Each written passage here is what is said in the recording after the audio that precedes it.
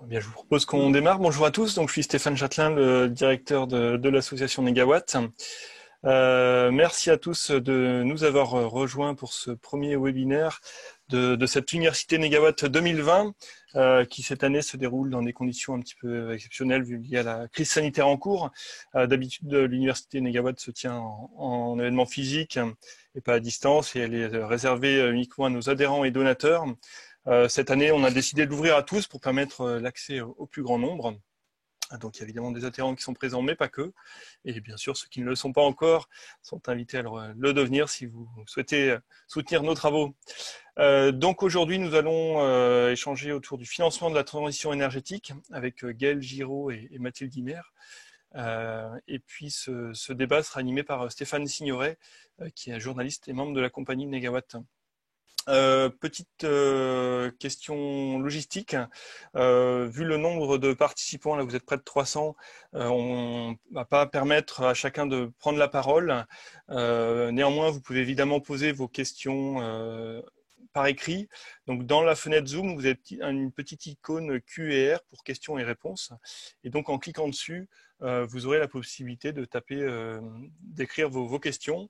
Et donc soit on pourra les traiter directement à l'écrit, soit elles seront transmises aux intervenants à l'oral, ou soit on n'aura pas le temps de les traiter, puisque vu le temps imparti et le nombre de participants, on pourra certainement pas répondre à toutes les questions. Donc on essaiera à ce moment-là de le faire ultérieurement par écrit si on le peut.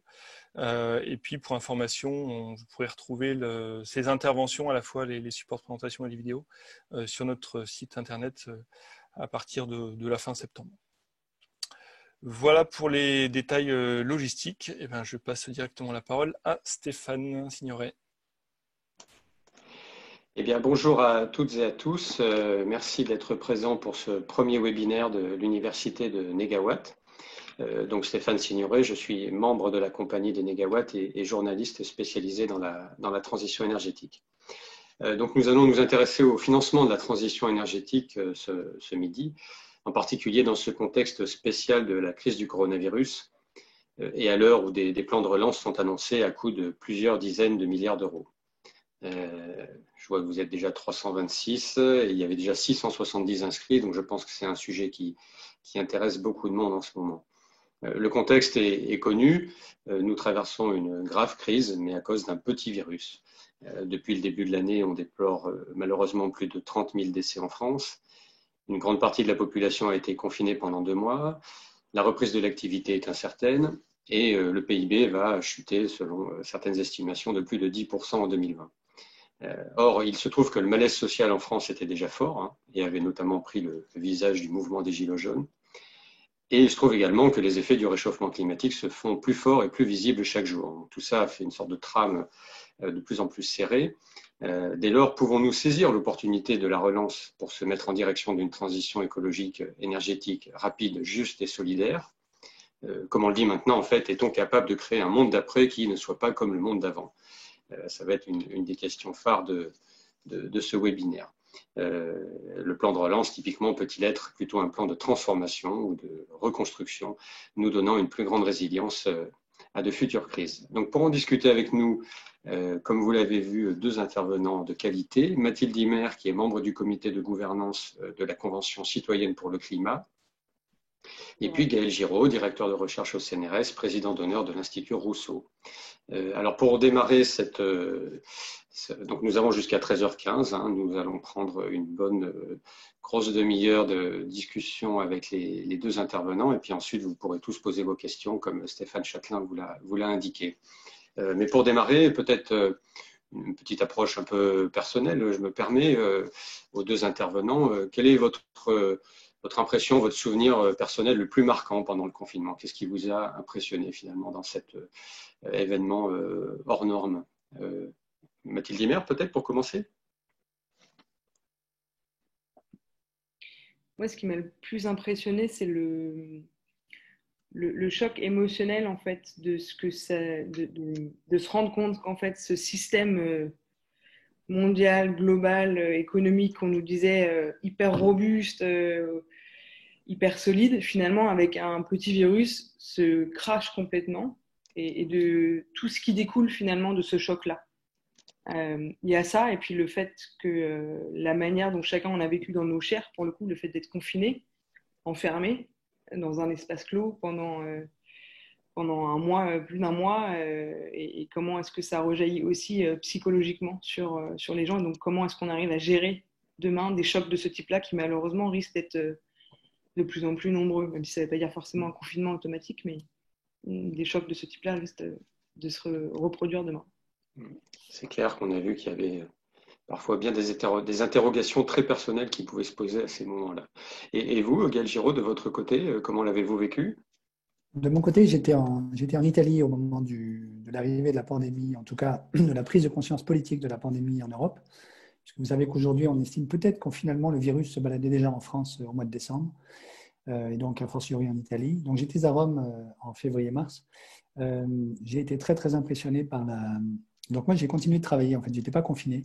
Je faisais de la cuisine pour des réfugiés dans une cave du bâtiment du Gesù qui est à côté de la Piazza Venezia, pour ceux qui connaissent, qui est l'une des deux extrémités de la Via del Corso, dans le centre-ville, l'hypercentre touristique de Rome. On a continué de travailler alors qu'il n'y avait plus aucune officine d'ouverte pour les réfugiés. Et donc, on est resté pendant la totalité du confinement, le seul endroit où ces réfugiés pouvaient encore trouver à manger. Et j'ai vu, en me baladant un petit peu dans Rome, puisque j'avais le droit de bouger, Rome complètement déserte, ce que je pense personne n'a vu depuis 4 siècles, depuis la dernière grande peste au début du XVIe. Je voyais un SDF italien qui donc n'avait pas droit d'accéder à la nourriture que nous préparions pour les réfugiés, puisqu'il n'avait pas de carte de réfugié, qui déambulait, qui errait dans Rome en disant en italien « aux femmes, comme dans un très mauvais film d'horreur ». Alors, bon, ça, c'était le contexte. Moi, peut-être ce qui m'a le plus frappé, c'est la manière dont il y a eu, dans les décisions qui ont été prises en Europe, de confinement, qui ont été prises de manière assez chaotique. En Italie, finalement, contrairement à ce que l'arrogance française pourrait croire, de manière assez rigoureuse, Giuseppe Conte, qui aujourd'hui a une énorme popularité en Italie, a été assez ferme et transparent dans sa communication et ses décisions. Mais en France, en Angleterre, évidemment, et puis dans un certain nombre d'autres pays, c'était beaucoup plus chaotique. Finalement, il y a eu, me semble-t-il, 2 aspects forts qui sont d'une part la pression de l'opinion publique, c'est-à-dire que tout le monde en Europe a vu très vite que l'Italie se confinait. Et donc, il y a eu une espèce d'interrogation globale qui a saisi les réseaux sociaux sur « et nous, qu'est-ce qu'on fait ?», qui a obligé les gouvernements des autres pays, en particulier la France, à se positionner. Et puis, il y a eu l'espèce de, comment il faut dire, le tour de passe-passe organisé par l'Imperial College en Angleterre, qui a publié un premier papier apocalyptique en disant qu'il y aurait 500 000, 600 000, 700 000 morts pays par pays, en Italie, en France, en Angleterre, si on ne se confinait pas, avec un modèle que j'ai un petit peu regardé à ce moment-là, parce que j'avais du temps, qui n'était pas faux.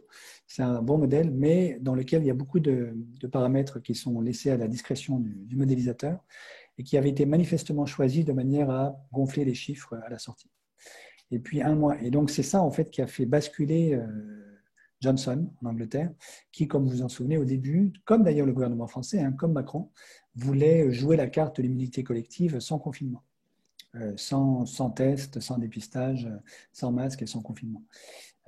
Et puis, c'est le papier de l'Imperial College qui a circulé sur la totalité de la planète en quelques jours, qui a obligé, au fond, le gouvernement Johnson, et en partie d'ailleurs le gouvernement Trump, à prendre l'option du confinement. Et puis 1 mois après, l'Imperial College ayant vu qu'il y a un certain nombre de pays qui, malgré tout, ne l'ont pas fait, ou en tout cas pas de manière systématique, par exemple la Suède et les Pays-Bas, ont regardé le nombre de morts dans ces 2 pays et ceux qu'ils avaient annoncés dans leur premier papier, se sont rendus compte qu'il y avait un facteur 10 de différence, et donc ont recalibré leur modèle dans un 2e papier, où cette fois-ci, quand vous regardez de près, même si c'est formulé de telle sorte qu'on soit obligé de faire quelques calculs pour s'en rendre compte, cette fois-ci, le nombre de morts annoncés en cas d'absence de confinement est 10 fois moins. Voilà. Donc, il y a eu une espèce de jeu politique joué par, d'un côté, disons, un laboratoire très en vue dans la communauté scientifique, qui pourtant n'a pas menti, et puis la pression de l'opinion publique grâce aux réseaux sociaux qui ont provoqué finalement ces décisions de confinement dans un contexte où un certain nombre de pays, dont la France, avaient un système sanitaire qui n'était absolument pas préparé pour affronter cette pandémie. D'accord, merci de cette réflexion parce qu'effectivement, ça nous met sur un sujet qu'on va peut-être aborder au fur et à mesure, sur cette sorte de gouvernance entre les connaissances d'un côté, la science, les politiques et puis l'opinion publique où chacun effectivement doit trouver sa place dans notre République démocratique. Alors, Mathilde Imer, peut-être justement en termes de sensibilisation du citoyen et sa façon de comprendre les sujets. Peut-être pouvez-vous nous rappeler d'abord, pour ceux qui n'auraient pas bien suivi, comment la Convention citoyenne pour le climat a travaillé, enfin peut-être pourquoi et comment elle a organisé son travail. Et puis comme elle avait commencé avant la crise du coronavirus, qu'est-ce qui s'est passé pendant la crise? Est-ce que ça a amené les citoyens de cette convention à repenser leur analyse de la transition, enfin en tout cas de la lutte contre le changement climatique? La Convention citoyenne pour le climat, c'est 150 citoyens qui ont été tirés au sort, qui sont représentatifs du coup en termes d'âge, en termes de sexe, en termes de zone territoriale, en termes de typologie de zone territoriale, périurbaine, urbaine, et également zone rurale. Évidemment, aussi en termes de niveau de diplôme et de CSP, de catégorie socio-professionnelle. Donc c'est une sorte de mini-France qui s'est réunie pendant 7 week-ends de 3 jours et qui, pendant ces 7 week-ends, avait comme objectif de répondre à un mandat qui est comment est-ce qu'on réduit d'au moins 40% les émissions de gaz à effet de serre de la France d'ici 2030, et le tout dans un esprit de justice sociale. L'objectif de ça, c'était à la fois de montrer que les citoyens sont capables, quand on leur met un bon cadre de délibération et des bonnes informations, d'arriver à des propositions cohérentes et structurées sur la question climatique et qui sont beaucoup plus prêts que ce que ne croient les élus aujourd'hui. Ça, je crois qu'on l'a déjà démontré. Mais c'était aussi l'occasion de prendre conscience que, et moi ça m'a beaucoup choqué pendant la première session, que les Français sont loin du diagnostic réel sur la question climatique. Si je reprends le programme de travail, la première session, c'était le diagnostic scientifique. Lors de cette session, il y a Valérie Masson-Delmotte qui leur a présenté ce que disent des scientifiques du monde entier sur la question climatique, où on en est. Les 2/3, voire les 3/4 d'entre eux sont venus nous voir à la fin de cette séance en nous disant on s'est pris un choc, on s'est pris une claque, on s'est pris une baffe.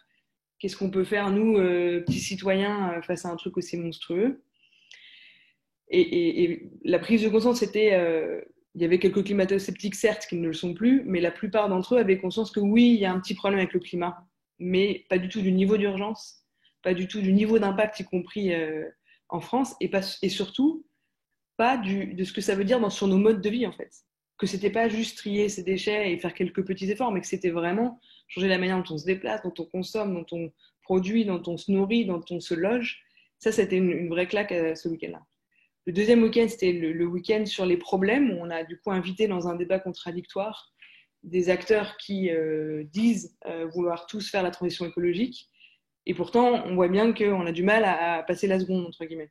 Donc, c'était de comprendre quels sont les blocages, à la fois des acteurs économiques, des entreprises, des syndicats, le point de vue des associations, le point de vue de tous les acteurs concernés pour réussir à faire cette transition. Ils étaient à ce moment-là répartis en 5 groupes de travail: se loger, se déplacer, consommer, produire et travailler, et se nourrir. Le troisième week-end, c'était vraiment le week-end des solutions, où là, à la fois à l'échelle micro, il y a des solutions qui marchent à l'échelle d'une ville, par exemple, qui étaient présentes pour pouvoir réfléchir à comment est-ce que les citoyens pouvaient faire des propositions pour essaimer ces solutions-là, et aussi des solutions plus macro, portées à nouveau dans un débat contradictoire par des acteurs complètement différents de la société.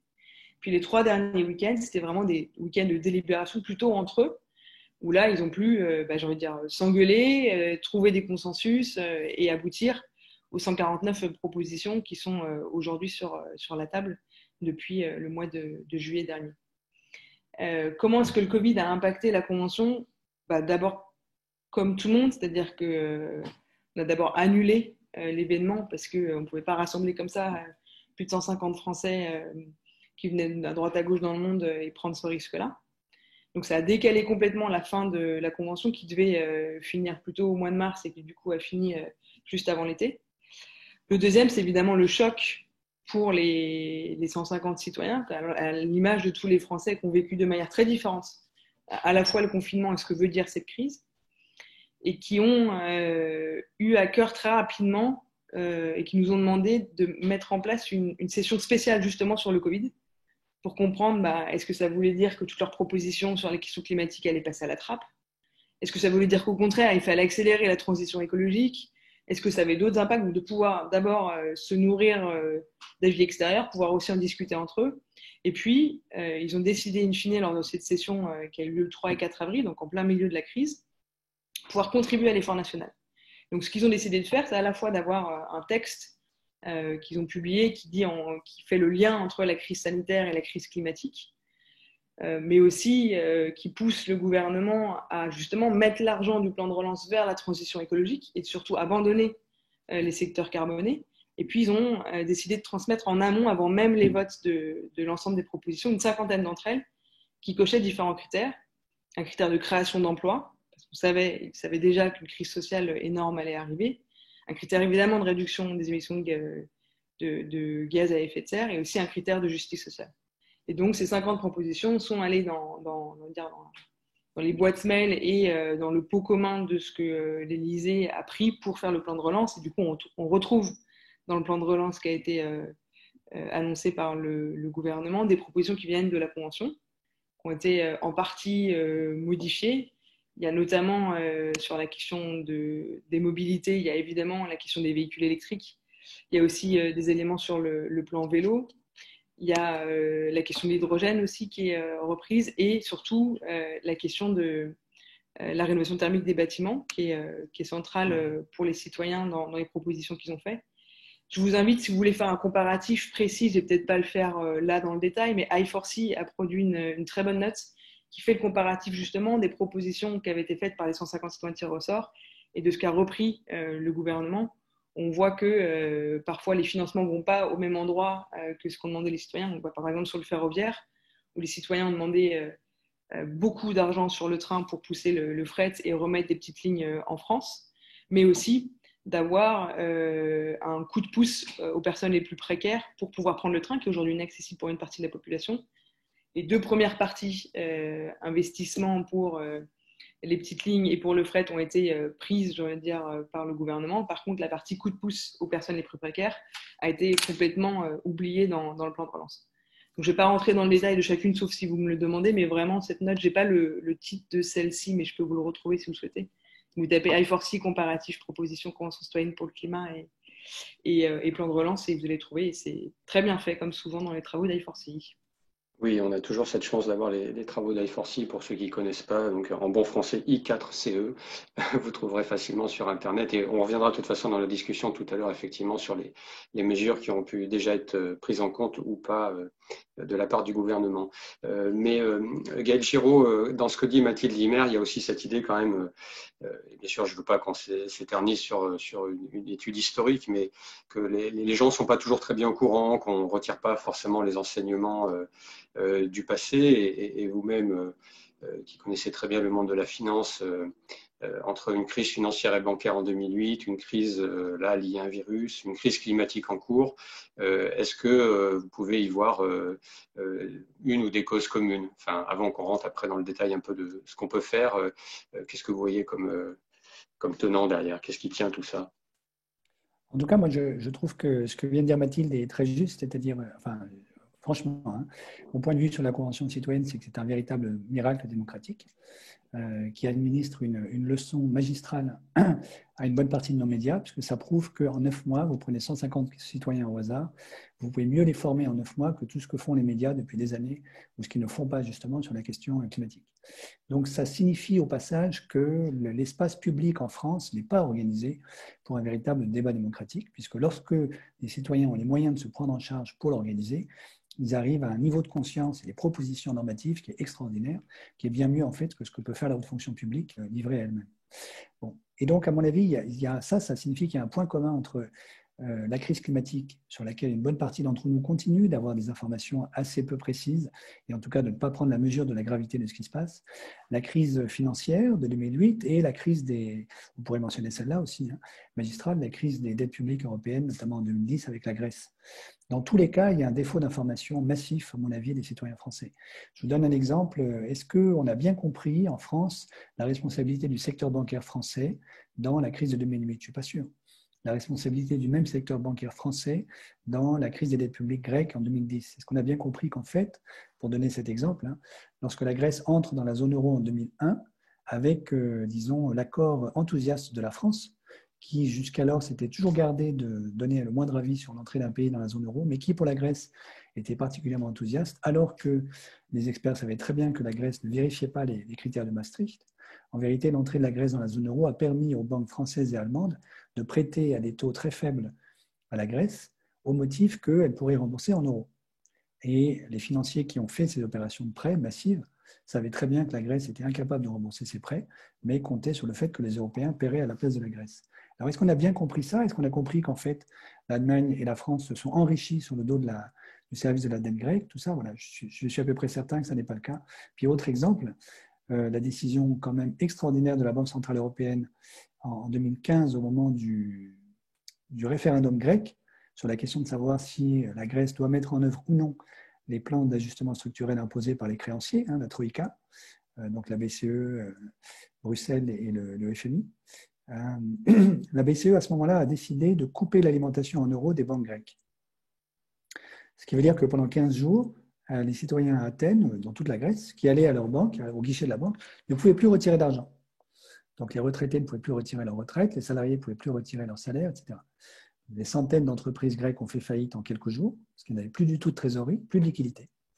Et ça a été un moyen pour la BCE d'obliger Tsipras à décider de mettre en œuvre le plan d'austérité budgétaire, alors que le référendum venait à 61,5% de décider qu'on ne mettrait pas en œuvre l'austérité. Le soir même, Tsipras, alors qu'il est vainqueur du référendum, dit à ses concitoyens, chers amis, on va quand même mettre en œuvre le plan d'austérité. Pourquoi? Parce qu'il n'y a plus de monnaie dans le pays. Ça, c'est une décision de la BCE. Je suis certain que l'écrasante majorité des Français ne sont pas au courant de cette décision qui est quand même un coup d'État antidémocratique mis en œuvre par la BCE, etc. etc. Voilà. Donc, il y a au moins ce point commun-là qui est la non-information des citoyens français pour éviter qu'il y ait un vrai débat démocratique sur ce qui se passe aujourd'hui en Europe. Et du coup, Mathilde Imer, dans la Convention citoyenne, donc ce miracle démocratique là dont nous parle Gaël Giraud, est-ce que la mini-France dont vous avez parlé, du coup, dans ce temps contraint qu'elle avait quand même aussi pour élaborer tout ça, est-ce qu'elle a voulu mettre des sujets en avant plus que d'autres? Est-ce que certains étaient alors, tabou, c'est peut-être un peu fort, mais est-ce qu'ils étaient minimisés par rapport à d'autres? Comment les thèmes ont pu s'agencer pour que les 149 propositions émergent? Et notamment, alors, peut-être vous pourrez en parler après, mais est-ce que la partie financement, qui est justement le sujet de notre discussion, a pu apparaître facilement au sein entre les citoyens? Parce qu'on voit que ce sont des sujets pas forcément bien connus ni faciles à traiter. Il faut avoir en tête que quand on a conçu la Convention citoyenne pour le climat, au sein du collectif qui a rassemblé Gilets jaunes, militants écologistes et acteurs de la participation citoyenne, à la base, nous, on s'attendait à ce qu'il y ait une dizaine, trentaine de mesures qui sortent de la Convention. Et c'était pareil au sein du comité de gouvernance après. Et du coup, on a été bousculés par les citoyens qui nous ont dit non, nous, on ne veut pas avoir 10, 30 trucs hyper forts, on veut vraiment quelque chose qui fait système, qui est cohérent avec des mesures de justice sociale qui paraissent peut-être secondaires en termes climatiques, mais qui sont centrales pour nous. Il ne faut pas oublier d'où vient la Convention, notamment sur le mouvement des Gilets jaunes qui a permis cette Convention. Ce n'est pas ni le mouvement des Gilets citoyens, ni Macron. C'est les Gilets jaunes qui ont bousculé le pouvoir et qui ont permis l'émergence de cette Convention. Et les Gilets jaunes se sont construits sur la question de la taxe carbone.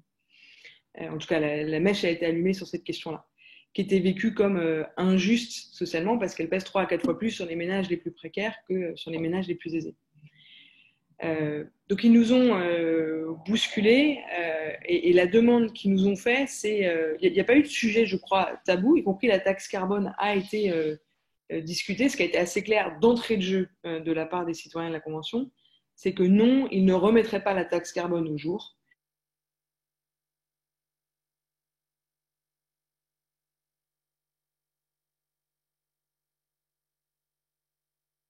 Même si c'était là maintenant tout de suite la caution du gouvernement pour remettre cette taxe carbone.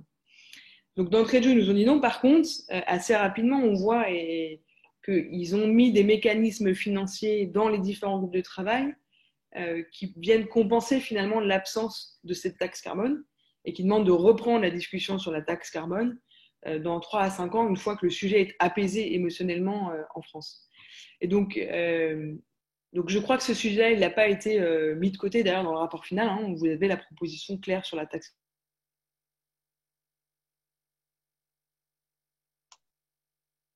Alors, Alors, j'ai l'impression que je vous perds un peu parfois, Mathilde. Je ne sais pas si… Carbone qui est validé par les 150 citoyens tirés au sort. On nous a dit, est-ce que vous avez mis la question du nucléaire? Est-ce que vous m'entendez? Parfois, ça coupe. Parfois, ça coupe, désolé. Donc, on nous a demandé si on avait mis de côté la question du nucléaire. Pareil, ça a été un choix fait par les citoyens assez vite dans le dispositif, de dire, en fait, la question du nucléaire, elle n'est pas si centrale pour la question climatique aujourd'hui en France, et on préfère se focaliser, en tout cas dans un premier temps, sur les autres sujets qui, que ce soit le RAC ou beaucoup d'autres acteurs, n'est pas central pour faire la transition énergétique dont on a besoin aujourd'hui. C'est un choix qui est critiquable, hein, tout le monde est libre de le faire, mais je ne crois pas que ce sujet ait vocation à être mis sous le tapis. Je pense par contre que si on est honnête sur la question nucléaire, ça vaut une convention citoyenne à soi-même, et du coup là je crois que ça aurait été vraiment trop gros pour la convention citoyenne qui a déjà duré cet week-end, et c'est un long processus. Sur la question des financements, nous on n'a pas voulu au sein du comité de gouvernance soumettre, et c'était une demande vis-à-vis de l'Élysée, des citoyens à ce qu'on appelle l'article 40 de la Constitution, que je ne connaissais pas moi avant de me lancer dans le dispositif, mais qui vise simplement à éviter que les citoyens aient à avoir les recettes exactes pour chacune des nouvelles propositions de loi qu'ils souhaiteraient proposer. C'est pas leur devoir, ce qu'on leur demande à eux, c'était pas ça, c'est comment est-ce qu'on concilie ambition climatique et justice sociale, c'est pas comment est-ce qu'on trouve les financements pour chacune des propositions. Par contre, on leur a demandé, et c'est à la fin du rapport, ça a été moins travaillé que les autres sujets, c'est vrai, de faire des propositions sur les questions des financements. Et ce qui ressort est assez en lien avec ce qu'on a pu entendre souvent dans la Convention, c'est-à-dire que oui, nous, citoyens, on est prêts à faire plus, mais on veut que tout le monde y aille, y compris les gros, j'ai envie de dire. Et donc, il y a un aspect de justice sociale, et d'où, par exemple, la proposition sur les dividendes, c'est-à-dire de taxer les dividendes à 4%, hein, on ne parle pas d'une taxe à 75%, à 4%, les dividendes des entreprises qui distribuent plus de 20 millions de dividendes par an pour financer la transition écologique. Pour rappel, c'est une des propositions, une des 3 propositions qui a déjà connu un joker présidentiel. Donc, je ne vais peut-être pas faire toutes les propositions sur les questions de financement. Pareil, je vous invite à aller sur le site des propositions de la Convention citoyenne pour le climat.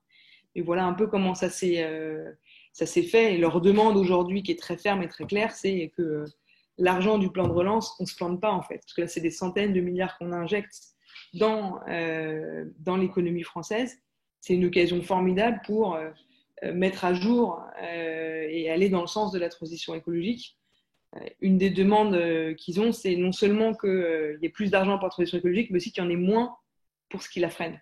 Et je pense que c'est là où le bas blesse aujourd'hui, mais je les laisserai eux-mêmes juger, puisqu'il faut se rappeler que dans le dispositif, c'est eux qui ont le dernier mot, où c'est, du coup, une fois que le projet de loi de la Convention citoyenne sera sur la table du Parlement, les 150 se réuniront à nouveau, donc octobre, novembre, décembre, à voir où en est le gouvernement, pour dire s'ils sont satisfaits ou non de la suite que le gouvernement a donnée à leurs propositions, y compris sur les questions de financement.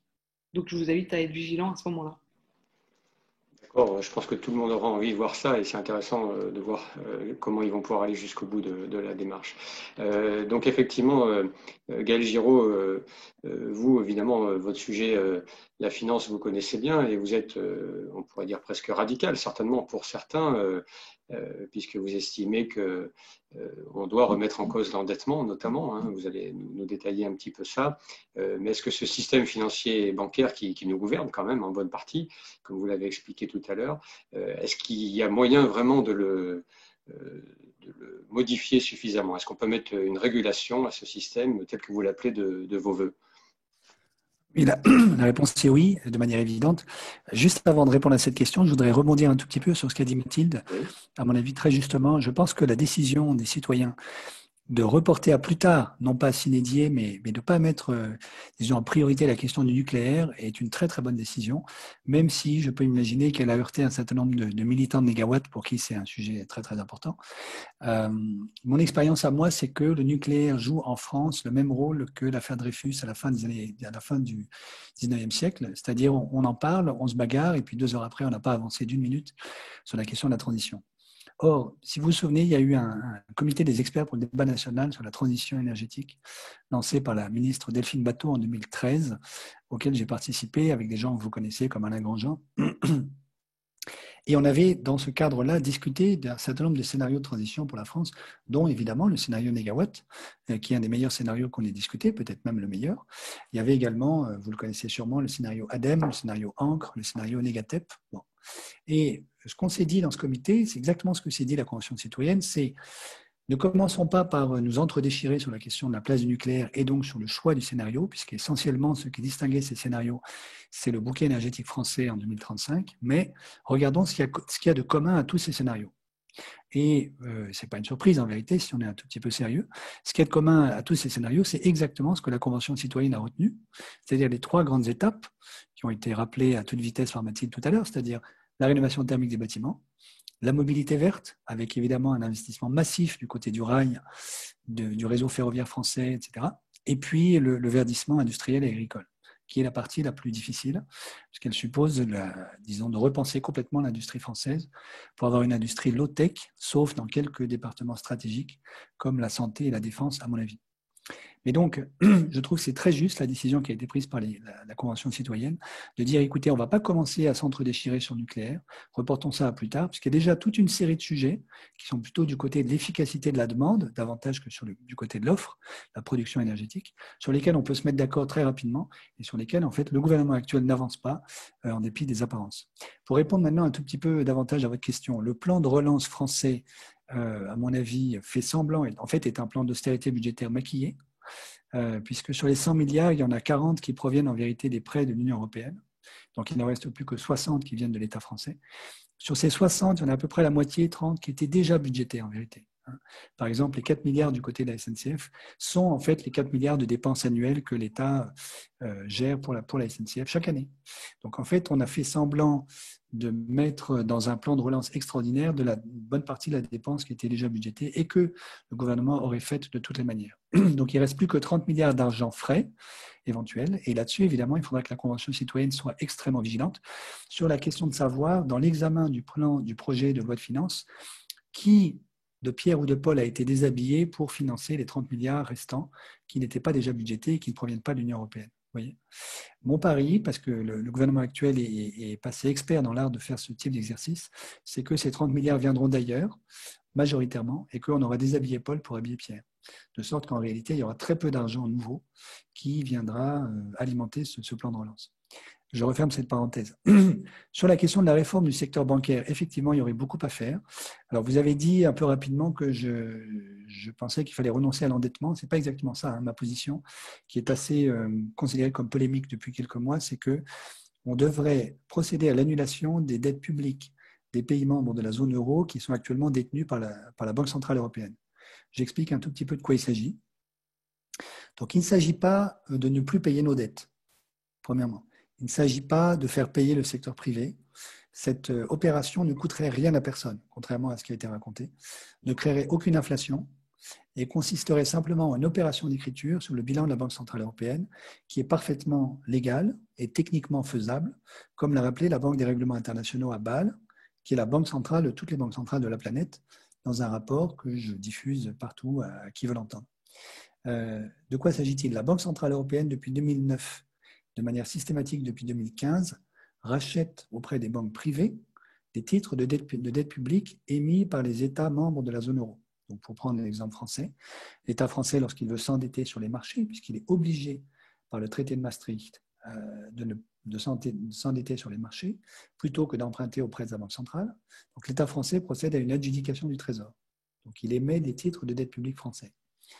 Les banques, par exemple BNP Paribas, achètent immédiatement ces titres. Pourquoi ? Parce qu'elles savent que la BCE s'est engagée à les lui racheter immédiatement. La BCE les lui rachète, moyennant une petite commission, ce qui fait ce qu'on appelle dans le jargon un free lunch, donc un déjeuner gratuit pour les banques, qui en fait gagnent de l'argent sans prendre de risque. BNP revend immédiatement le titre de dette publique français qu'elle a acheté auprès de l'État français, le revend immédiatement à la BCE. C'est une opération qu'on appelle une opération de titrisation, securitization en anglais, qui consiste à transformer une créance que je détiens sur mon client, en l'occurrence l'État français vis-à-vis de BNP, en un titre négociable sur les marchés financiers que je revends aussitôt à la BCE. Au passage, ce sont les opérations de titrisation qui ont provoqué la crise des subprimes de 2008. Pourquoi la BCE rachète-t-elle le titre de dette publique détenu par BNP Paribas? Parce que, officiellement, elle veut aider la France à pouvoir s'endetter à un taux faible. La BNP Paribas étant encouragée à prêter à taux faible à l'État français, puisqu'elle sait qu'elle va revendre aussitôt à la BCE et qu'elle ne court aucun risque. Mais vous pourriez voir la chose différemment. La BCE s'est engagée à racheter les titres de créances détenus par les banques privées, parce que ça fait des déjeuners gratuits pour les banques privées. La BCE maintenant détient un peu plus de 2200 milliards d'euros de dette publique des pays membres de la zone euro dans son bilan. Donc des titres de dette publique qu'au fond, elle a déjà payé. Donc c'est une dette qui a déjà été remboursée, puisqu'au moment où la BCE achète ce titre de dette publique auprès de BNP Paribas, elle paye la dette à la banque. C'est-à-dire que si la banque espérait pouvoir gagner davantage de cette créance qu'elle détient sur l'État français qu'en vendant le titre immédiatement à BNP, elle ne le vendrait pas à BNP. Si elle le vend à BNP, c'est qu'elle sait très bien que BNP le lui rachète à un prix qui couvre au moins la totalité de ce qu'elle aurait gagné si l'État français avait remboursé cette dette auprès de BNP Paribas. Donc cette dette a déjà été payée par la BCE. Maintenant, c'est la BCE, c'est-à-dire notre banque centrale, qui détient ce titre de créance, et c'est auprès de la BCE que nous sommes engagés à rembourser notre dette. Simplement, vous voyez bien qu'en remboursant cette dette, nous nous remboursons à nous-mêmes cette dette. Si on annule ces titres de dette publique, ça fait 420 milliards pour la France, un peu plus de 2200 pour la zone euro, que se passe-t-il?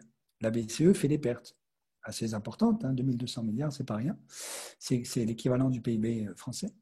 Que se passe-t-il? La BCE, à ce moment-là, perd ses fonds propres. Les fonds propres de la BCE, c'est 10 milliards. Donc c'est ridicule. Vous voyez bien que ce n'est pas les fonds propres de la BCE qui garantissent la légitimité de l'euro, puisque le PIB de la zone euro, c'est plus de 14 000 milliards. Ce n'est pas 10 petits milliards enfouis dans le bilan de la BCE qui garantissent la stabilité et la légitimité de l'euro. Donc la BCE fait des pertes et elle est en fonds propres négatifs. Et quelle est la solution? La BCE crée la monnaie ex nihilo pour se recapitaliser elle-même sans exiger le moindre euro de recapitalisation des pays membres de la zone euro. Elle est la seule banque à pouvoir le faire parce que c'est une banque centrale. Les banques privées n'ont pas le droit de créer de la monnaie pour se recapitaliser elles-mêmes. C'est la raison pour laquelle des banques privées peuvent faire faillite. En revanche, une banque centrale ne peut jamais faire faillite. Jamais, jamais. C'est tout. Ça ne coûte rien à personne. Évidemment, c'est considéré comme hétérodoxe par un certain nombre d'économistes conventionnels. Pourquoi? Parce que ça pourrait être interprété comme signifiant, à partir du jour où on aura fait ça, ce sera Noël tous les jours pour les États, puisqu'ils pourront continuer de s'endetter indéfiniment, ad libitum. Les banques continueront d'acheter des titres de créance aux adjudications du Trésor, de revendre à la BCE, et on annulera immédiatement la dette détenue au bilan de la BCE. Ce que je réponds à ce fantasme-là, c'est que ça ne se fera pas. Ça ne se fera pas de cette manière-là. Pourquoi? Parce que pour faire cette opération, il faut l'accord des 27. Vous voyez? Or, on ne l'aura pas tous les 3 jours. On ne peut l'avoir que s'il y a une vraie négociation politique, notamment avec les pays faucons, c'est-à-dire l'Allemagne, Autriche, Pays-Bas, Finlande, et avec un vrai projet concernant l'usage qu'on fera des marges budgétaires qui auront été dégagées.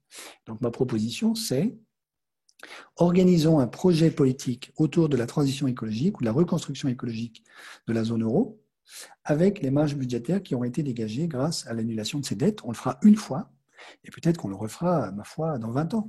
Et c'est exactement ce qui se passe dans l'Ancien Testament, dans la Bible, dans la Torah, c'est-à-dire que le peuple hébreu procédait très régulièrement à des jubilés pour remettre les compteurs à zéro et permettre à la société du peuple juif de redémarrer. Vous voyez ?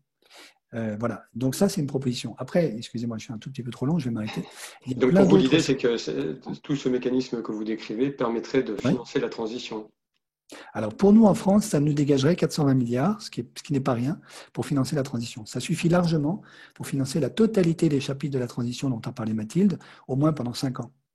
Ce n'est pas la fin de l'histoire, mais c'est déjà beaucoup. Et c'est beaucoup, beaucoup plus que ce que fera jamais le gouvernement français actuel. Après, je vais m'arrêter là. Il y a plein d'autres solutions de financement. Donc, Mathilde a évoqué la question de la résurrection de la taxe carbone.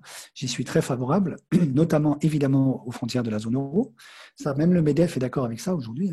Mais aussi, pourquoi pas, aux frontières de la France, pour rendre plus chers les produits très carbonés que nous importons de l'étranger. On peut aussi penser à des nouvelles ressources fiscales au niveau de la zone euro, par exemple une taxe sur les transactions financières, par exemple une taxe sur ce qu'on appelle le High Frequency Trading, le HFT, c'est-à-dire le trading à haute fréquence, qui est généré aujourd'hui par des algorithmes sur les ordinateurs, qui passent des opérations de vente et d'achat sur les marchés financiers toutes les microsecondes, donc 1 million de fois par seconde. Donc vous voyez bien que ce sont des pures opérations spéculatives, parce que la valeur économique d'un titre financier ne change pas 1 million de fois par seconde, c'est une évidence. Donc on pourrait mettre une taxe sur ces opérations-là, qui rapporterait des sommes substantielles à la zone euro, et qui permettrait de financer notamment la reconstruction écologique au sein de la zone euro. On pourrait aussi mettre une taxe sur les GAFAM, etc., etc. Donc les solutions en fait, de financement existent, elles sont nombreuses, et de mon point de vue, en vérité, si on était un tout petit peu honnête, le financement ne serait pas un vrai problème. En l'occurrence, c'en est un quand même, puisqu'on n'arrive pas à débloquer tout ça. Mais effectivement, il y a une mission de pédagogie et de conviction à faire auprès des gens qui nous gouvernent et puis effectivement des gens qui profitent de ce déjeuner gratuit. Vous avez dit free lunch, c'est ça? Je vais mettre ça dans mon menu à moi.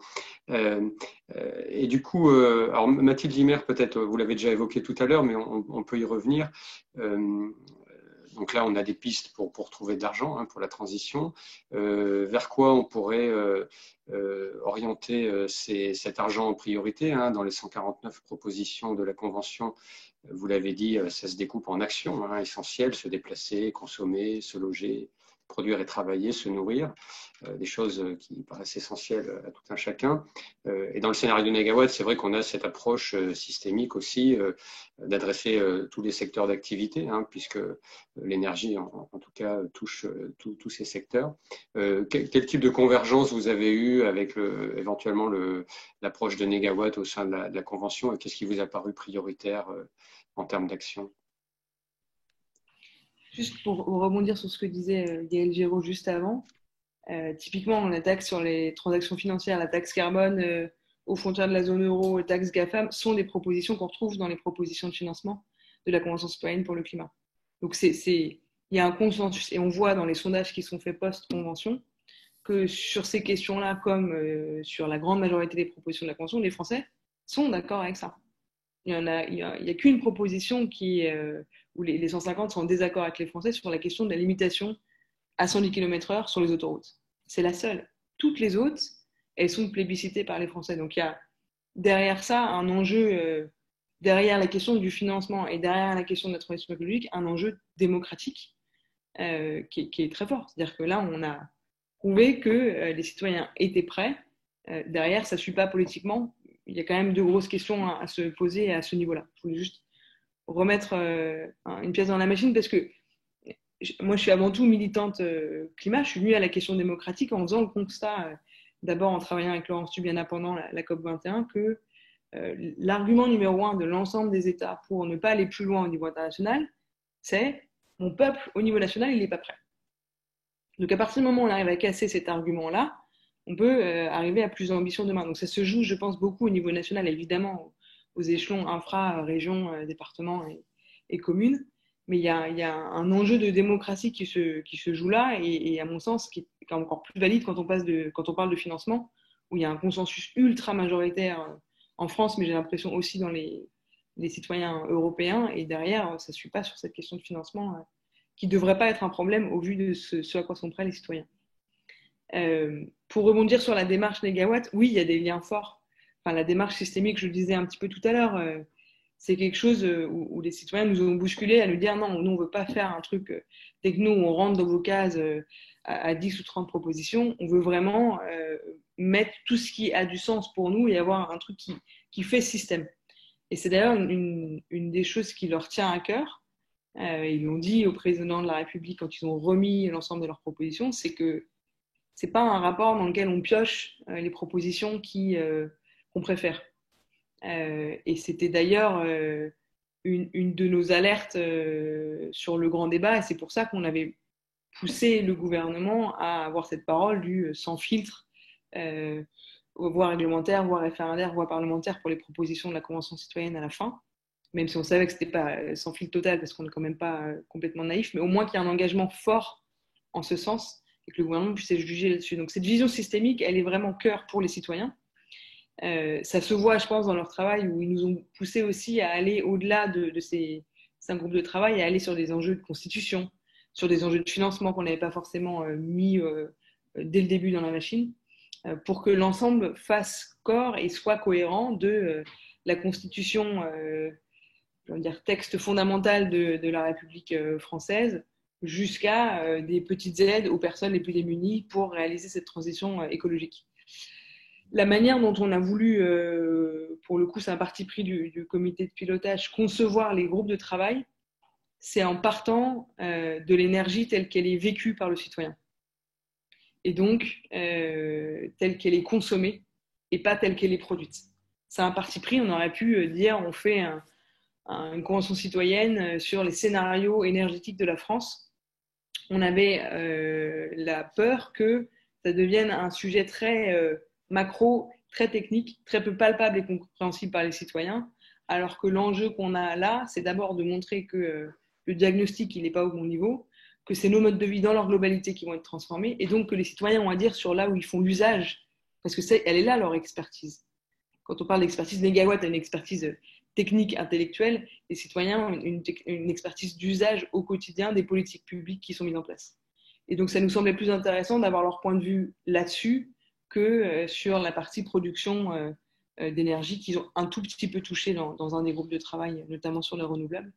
Mais donc voilà ce qui a été cœur dans le développement, partir de la manière dont les citoyens consomment l'énergie, tous ces 5 groupes de travail, les laisser nous bousculer et nous demander de rajouter des choses dans la machine sur la constitution et les financements, et surtout cette demande de c'est un bloc, on ne prend pas que des briques, et je pense que là-dessus ils seront vigilants sur ce que fait le gouvernement, et on voit bien qu'il n'est pas en train de faire ça, et la manière du coup dont il jugera découlera de ce prisme-là.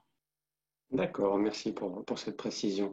Alors, le temps tourne et les questions fusent du côté des participants. Donc, je vous propose que j'en prenne quelques-unes et que je vous les adresse.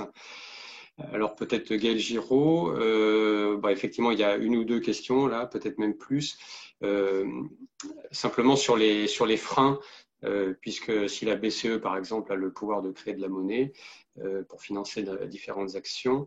Voilà, pourquoi on ne le fait pas encore? Une autre question, pourquoi les freins à votre solution préconisée, pour l'instant, font ce n'est pas encore mis en œuvre? Qu'est-ce qu'il faudrait débloquer en priorité pour que ça avance? C'est compliqué de répondre à cette question parce que vous vous doutez bien que depuis 40 ans, si ces choses-là n'avancent pas beaucoup, c'est parce qu'il y a, disons, c'est un phénomène social donc qui est compliqué et complexe.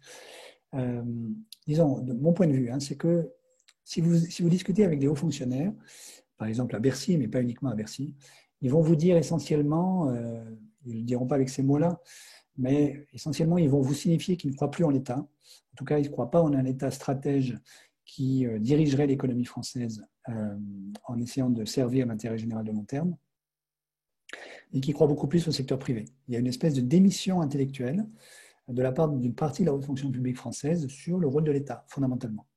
Et d'ailleurs, ces mêmes hauts fonctionnaires, pour une bonne partie d'entre eux, ne rêvent que d'une chose, c'est d'aller pantoufler dans le privé.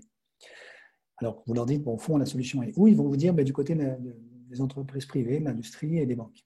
Alors, si vous allez parler aux capitaines d'industrie, ils vont vous dire, moi, je voudrais bien faire la transition énergétique ou écologique, mais je ne peux pas parce que je suis plaqué au sol par mes actionnaires, notamment par les fonds communs de placement, qui exigent du 10% par an de rendement sur action. Et donc ça, c'est incompatible avec un grand plan d'investissement vert dans mon entreprise.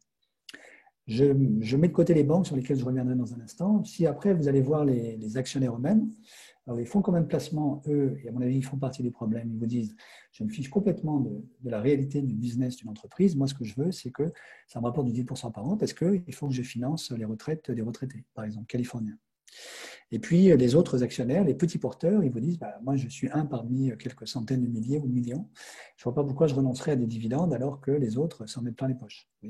Et donc, de cette manière-là, vous avez un jeu de la patate chaude dans l'ensemble de la société occidentale qui fait que personne ne veut assumer la responsabilité de la non-décision en faveur d'un financement audacieux, disons, d'une reconstruction écologique de nos pays. Il y a un acteur quand même privilégié que j'ai sauté volontairement, qui sont les banques. Et à mon avis, c'est le seul véritable acteur qui, disons, intrinsèquement est hostile à la transition énergétique. Pourquoi?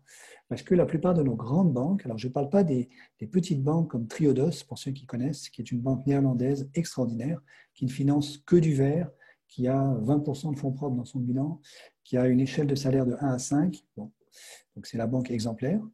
Donc je parle des grandes banques françaises, notamment des 4 monstres systémiques que nous avons en France, BNP Paribas, Société Générale, BPCE, Natixis et Crédit Agricole, de Suez. Là, l'échelle des salaires, par exemple, c'est 1 à 1000. Les fonds propres, c'est moins de 3% du bilan, etc. Et puis, donc dans ces banques-là, c'est ce qu'a montré Oxfam, hein, pour 10 euros de financement de l'énergie, il y a encore 7 euros pour les hydrocarbures fossiles et uniquement 3 euros pour les énergies renouvelables. Le problème de fond de ces banques-là, c'est qu'elles ont accompagné la révolution industrielle depuis des décennies et qu'elles ont accompagné en particulier la consommation de masse en France après 1945, qui était essentiellement construite sur le pétrole. Donc elles ont dans leur bilan des actifs, des centaines de milliards d'actifs qui sont liés aux hydrocarbures fossiles, charbon, pétrole, gaz. Si demain matin on était sérieux avec la transition ou la reconstruction écologique de notre pays et qu'on décidait par exemple que le charbon est un actif échoué et donc ne vaut plus rien parce que plus personne n'a le droit d'acheter du charbon, eh bien la plupart de nos banques seraient en faillite, les grandes banques. Hein. Elles le savent parce qu'elles savent calculer et donc elles savent très bien que la reconstruction écologique, le jour où on la fera pour de vrai, elles seront mortes. Et donc, elles sont condamnées à faire du greenwashing. Et notamment, tout ce qui tourne autour des obligations vertes, les fameux green bonds, n'ont absolument rien de vert. Elles sont tout aussi vertes ou brunes que les obligations classiques. Ce qui a été montré par deux amis, Ivar Eklund et Julien Lefournier, pour ceux qui connaissent. Voilà. Et donc, à mon avis, c'est là qu'il y a le véritable obstacle. Tant qu'on n'aura pas trouvé un moyen de débarrasser nos grandes banques des métastases qu'elles ont dans leur bilan qui sont liées aux hydrocarbures fossiles, elles bloqueront tout. Or, toute notre économie dépend de ces banques. L'État en dépend parce que justement, c'est à elle que, à mon avis, par erreur, le Trésor français a confié la gestion de la dette publique française. Les entreprises en dépendent parce que nos entreprises sont très endettées, contrairement à ce qu'on raconte souvent. Donc, elles dépendent beaucoup du secteur bancaire. Et puis, vous et moi, tous les ménages, on dépend de nos banques parce que si on ne peut plus déposer notre argent sur un compte en banque, on est en grande difficulté. Vous voyez, donc elles ont un pouvoir finalement de chantage colossal sur notre société. Et elles considèrent que la transition écologique, c'est mortel pour elles. Voilà, à mon avis, c'est là qu'est le cœur de l'obstacle de la résistance. Alors, si la BCE, par exemple, ne finance pas la transition écologique, c'est parce que, si vous réfléchissez une seconde, quels sont les gros interlocuteurs de la BCE? Ce ne sont pas les États, parce que la BCE n'est redevable de rien vis-à-vis des États membres de la zone euro.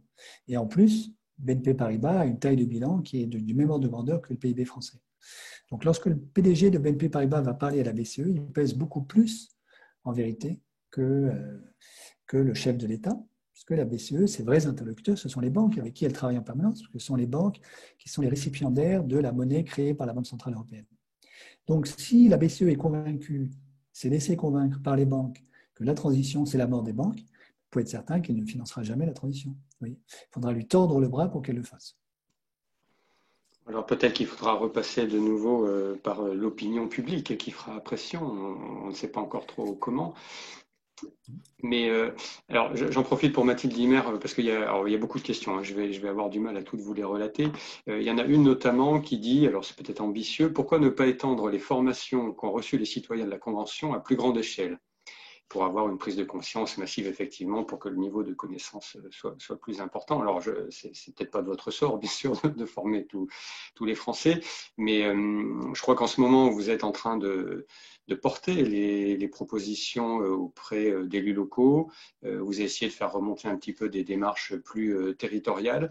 Voilà, alors, à défaut d'avoir une formation des Français, est-ce que vous avez l'impression qu'on peut faire diffuser le message à la fois de la prise de conscience de la Convention citoyenne et puis des propositions qu'elle met en avant?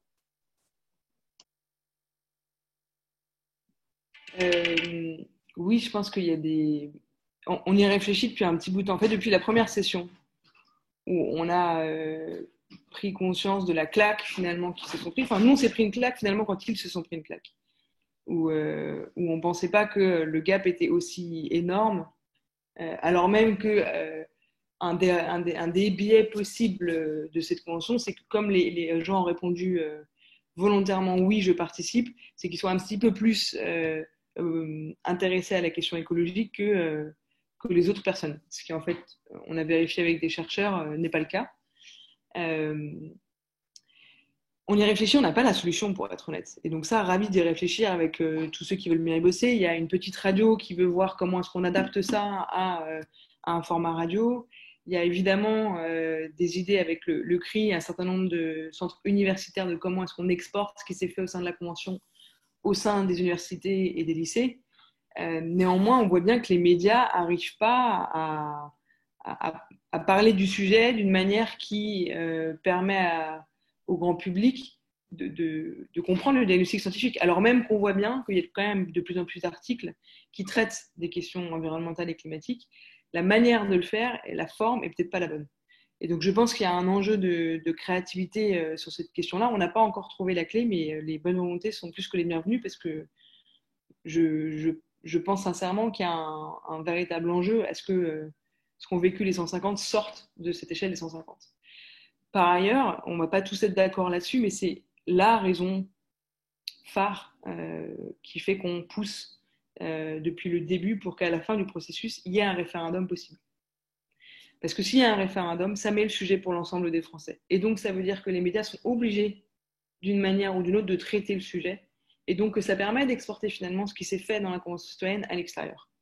Oui, le référendum comporte évidemment des risques, mais on voit bien que quand on arrive à sortir d'un référendum et d'une pratique plébiscitaire du référendum qu'on a en France, qui n'existe pas dans d'autres pays comme en Suisse ou ailleurs, ça se passe très bien. Et donc, l'enjeu qu'on avait aussi avec cette convention, je ne sais pas si on y arrivera pour le coup, c'est au-delà de prouver que le tirage au sort, ça marche, c'est de montrer qu'une autre pratique du référendum est possible et que ça peut être un superbe outil d'intelligence collective et de démocratie réelle, à condition qu'il y ait une délibération en amont qui puisse infuser les débats et pas des débats complètement hystérisés comme on a pu le voir pendant le Brexit. C'est ce qu'on appelle au passage un référendum délibératif et c'est quelque chose pour lequel on plaide fortement. Donc moi, je plaide pour le référendum. Il a été demandé par ailleurs par les 150 citoyens tirés au sort sur deux sujets. Évidemment, sur la question de la Constitution, l'article 1, qui permettrait au Conseil constitutionnel de passer en revue l'ensemble des propositions votées par le Parlement et de mettre un arrêt, entre guillemets, à celles qui seraient complètement climaticides. Et le deuxième, c'est sur l'écocide, où les citoyens ont bien compris que cette proposition de loi avait été rejetée 2 fois par le Parlement et donc demandent aux citoyens de trancher. Est-ce que oui ou non, on veut pouvoir attaquer en justice les responsables de grandes crises environnementales et mettre ça dans notre droit noir sur blanc, d'avoir ce recours-là.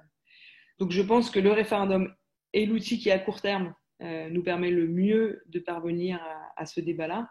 Est-ce qu'il aura lieu? Réponse début 2021. Le président de la République s'est engagé à tenir un référendum, au moins sur l'article 1 de la Constitution, peut-être sur d'autres propositions de la Convention. D'accord, merci. Je rebondis, Gaël Giraud, sur ce que vous disiez tout à l'heure, parce que c'est vrai que c'est quelque chose qui me choque. C'est ces fonds, ces grands fonds internationaux, je sais pas, américains ou d'autres, qui ont beaucoup d'argent et ils mettent beaucoup de pression. Comme vous disiez, eux, ce qu'ils veulent, c'est du rendement, 10%, peut-être plus, je ne sais pas. Cette notion de sobriété qu'on défend à Négawatt, je me pose toujours la question, est-ce qu'on arriverait à la faire passer chez ces gens? Bon, vu ce que vous dites, ça me semble compliqué. Mais voilà, là, Mathilde vient d'évoquer d'inscrire des choses dans la Constitution. Évidemment, il peut y avoir une pression publique. Mais si on pose le débat au niveau philosophique, est-ce qu'on pourrait argumenter pour que cette sobriété devienne aussi une règle, comme vous l'avez dit, sur les salaires, peut-être sur d'autres sujets qui sont au cœur des problèmes d'inégalité?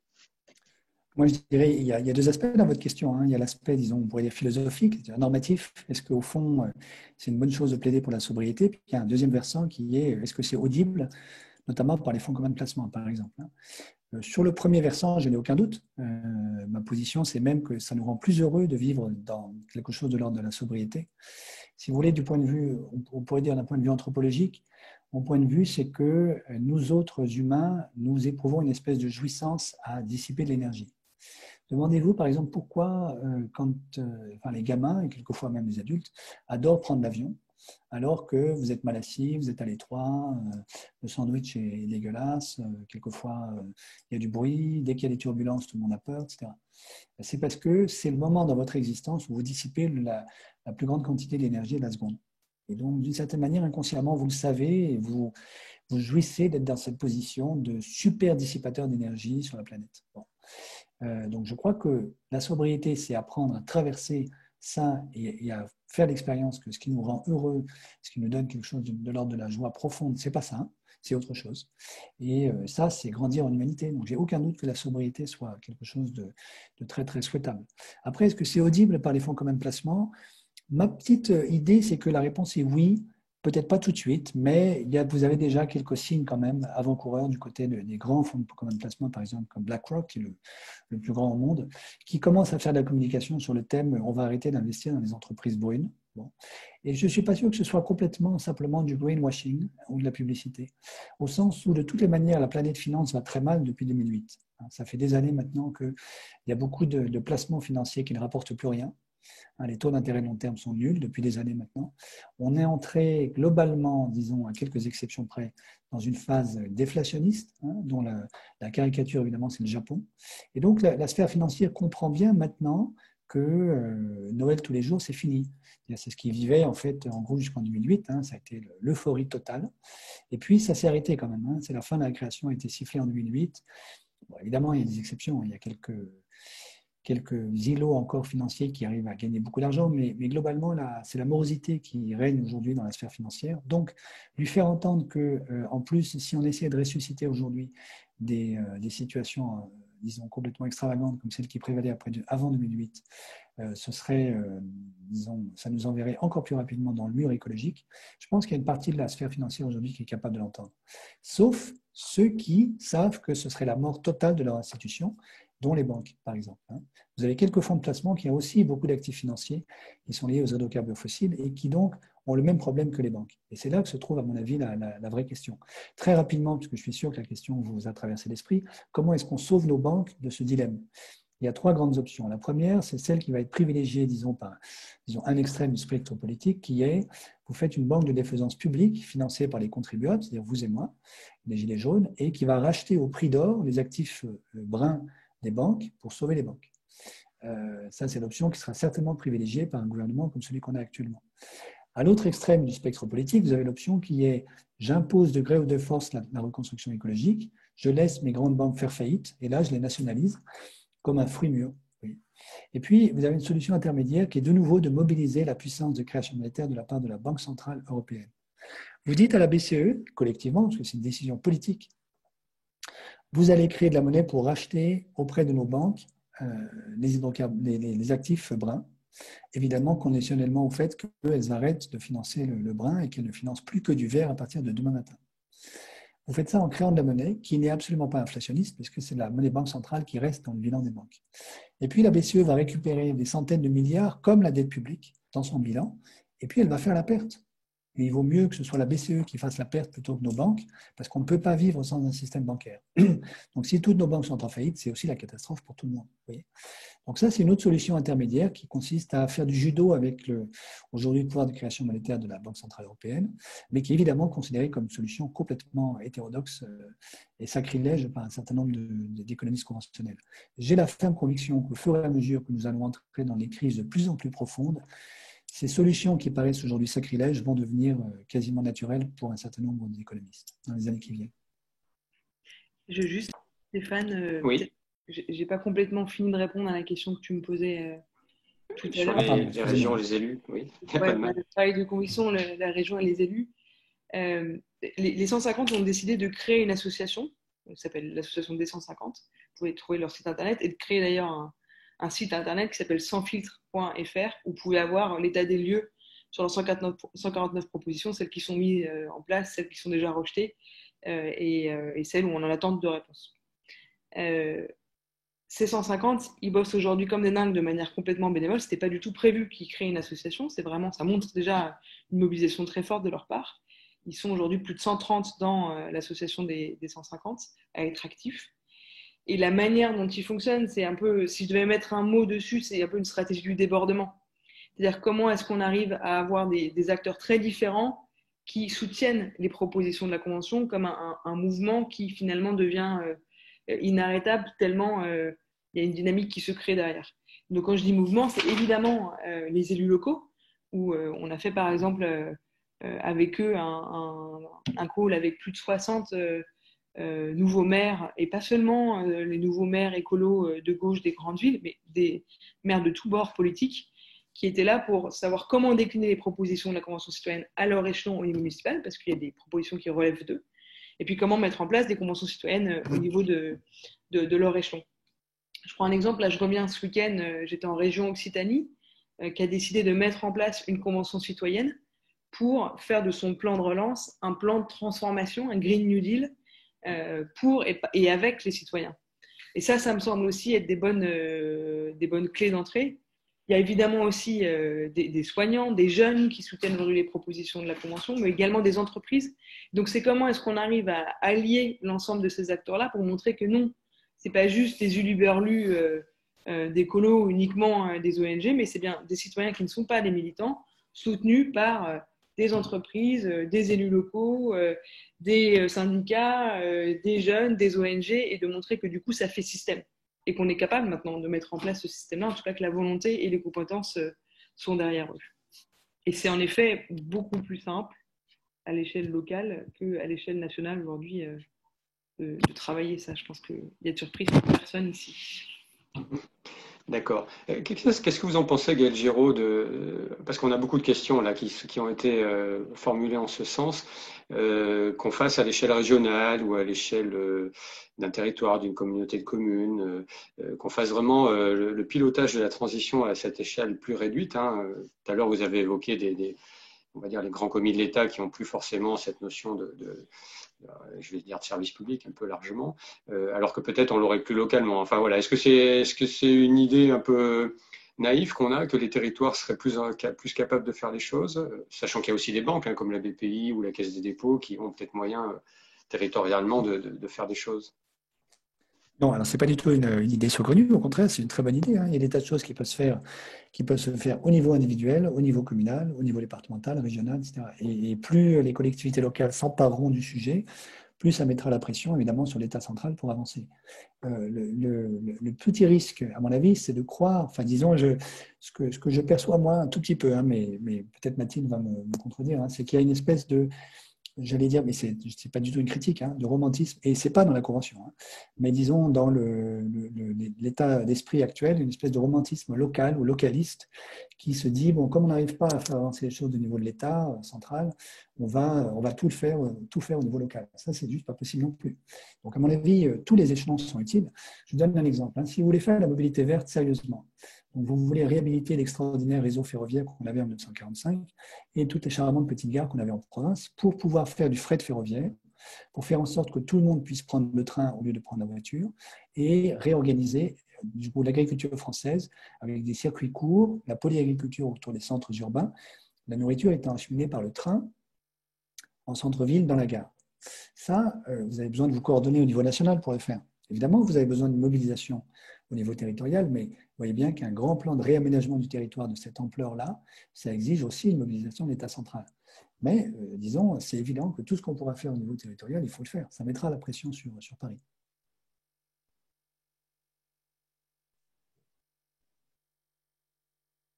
Tant que vous avez le micro, pardon, j'avais coupé le mien. Gaël Giraud, il y a une toute petite question un peu technique. Je me permets de la redire.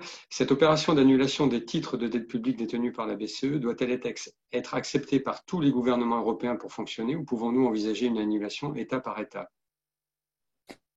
Alors, on pourrait évidemment imaginer que l'État français, de manière unilatérale, dise à tout le monde, écoutez les amis, c'est fini, moi je ne rembourserai pas ma dette détenue par la BCE.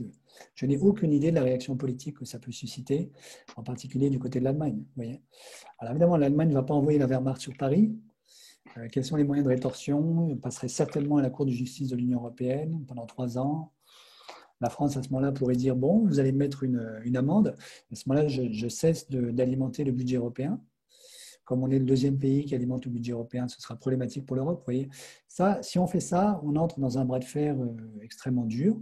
Je n'exclus pas du tout qu'il faille le faire dans les années qui viennent, hein, vu ce qui s'est passé en Grèce, et vu que la Commission européenne n'a juste aucune idée alternative à part imposer à tout le monde des plans d'ajustement structurel. Ce n'est pas impossible qu'il faille le faire. Il faut bien avoir réfléchi avant, et il faut avoir des politiques à l'Élysée, disons autrement plus, comment il faudrait dire, je vais utiliser un gros mot espagnol, un coronados, que ceux qu'on a actuellement. D'accord. Et du côté de la Convention, est-ce que la dimension européenne, Mathilde, est-ce que la dimension européenne avait été marquée? Enfin, est-ce que ça c'est venu dans les discussions? Oui, et c'est venu à plusieurs reprises sur plusieurs sujets. On a parlé tout à l'heure de la taxe carbone au niveau des frontières de l'Europe. On a parlé de la TTF sur les questions des financements, mais il y a aussi d'autres sujets qui sont à l'échelle de l'Europe. Je pense notamment sur les questions d'agriculture, où les citoyens ont eu à cœur à la fois de raisonner sur la PAC, mais aussi sur les accords commerciaux. On parle souvent du CETA, et la volonté des citoyens, c'est au-delà du CETA, d'avoir juste des accords commerciaux qui respectent les accords de Paris, tout simplement, et donc d'avoir une ligne assez dure et ferme sur le fait qu'on ne signe pas d'accords commerciaux qui viendraient à l'encontre des accords de Paris et qui sont en plus à l'encontre des intérêts de nos éleveurs, alors même qu'on sait que le taux de suicide chez les agriculteurs est extrêmement élevé. Donc il y a ces sujets-là qui ont été évidemment traités à l'échelon de l'Europe. Il y a aussi une réflexion sur la question de la mobilité, où il y a aussi un certain nombre de choses sur le rail qui peuvent se traiter aussi au niveau de l'Europe aujourd'hui, avec les régions en direct. Parfois, il y a des financements qui ont lieu. Ça a aussi été un petit peu dans les discussions. Si je réfléchis, qu'est-ce qu'il y avait d'autre au niveau de l'échelon européen, de tête et après, il y a beaucoup d'enjeux qui ont été... qu'est-ce que la France peut faire seule sans être en concurrence finalement avec les autres pays européens et donc clairement, souvent, l'Europe a été vue soit comme un grand levier pour faire cette transition écologique si elle le décide. Je reviens sur ce que disait Gaël Giraud tout à l'heure, c'est-à-dire qu'il y a un moment où faut qu'il y ait une volonté politique qui torde le bras à certains acteurs. Mais ce n'est pas forcément le cas aujourd'hui. Donc, ce qu'ils ont poussé, eux, c'est plus à l'état de recommandation, c'est-à-dire qu'ils se sont concentrés sur d'abord ce que peut faire l'État français, qui était dans leur mandat, mais ils souhaitent que l'État français pousse un certain nombre de recommandations au niveau de l'échelon européen. On verra si ce sera suivi d'effet ou pas. On sait que pour certaines d'entre elles, c'est déjà le cas, qu'il y a aussi des propositions que les citoyens de la Convention portent, qui sont portées en réalité depuis un certain nombre de temps par l'État français, mais que le contexte Covid peut aussi changer le jeu d'acteurs au niveau européen. Donc il y a peut-être une opportunité là qui n'existait pas auparavant. Très bien. Écoutez, on est arrivé au terme de ce webinaire et c'est important de tenir le temps, notamment parce que Gaël Giraud a un train à prendre et on serait embêté qu'il ne puisse pas le prendre. Je vous remercie tous les deux. Il y avait encore beaucoup de questions des participants. On n'est pas revenu sur le nucléaire. Il y avait aussi des questions sur la mobilisation de l'épargne individuelle ou bien sur ce travail de conviction qu'il faut continuer de faire pour qu'un maximum de gens soient bien conscients de tout ça. Je vous remercie tous les deux. Je remercie toutes les personnes qui sont restées connectées. Il y en avait encore 340 là. Et puis, si Stéphane Châtelain a le micro, il peut dire un petit mot final pour cette session. Oui, merci beaucoup. Merci Gaël et Mathilde pour vos riches interventions. Merci Stéphane pour cette animation. L'Université Négawatt va se poursuivre puisque nous aurons des webinaires tous les jours jusqu'à la fin de la semaine, samedi compris. Vous pouvez retrouver l'intégralité du programme sur notre site. Demain, nous parlerons sobriété et mobilité, mobilité dont on a un petit peu parlé aujourd'hui. On n'a pas pu effectivement répondre à l'ensemble des questions posées, il y en a eu beaucoup. N'hésitez pas à nous les poser par mail à l'adresse contact@negawatt.org et on essaiera d'y répondre le plus rapidement possible. Merci encore à tous et peut-être à bientôt. Au revoir, bonne journée. Merci beaucoup, au revoir tout le monde.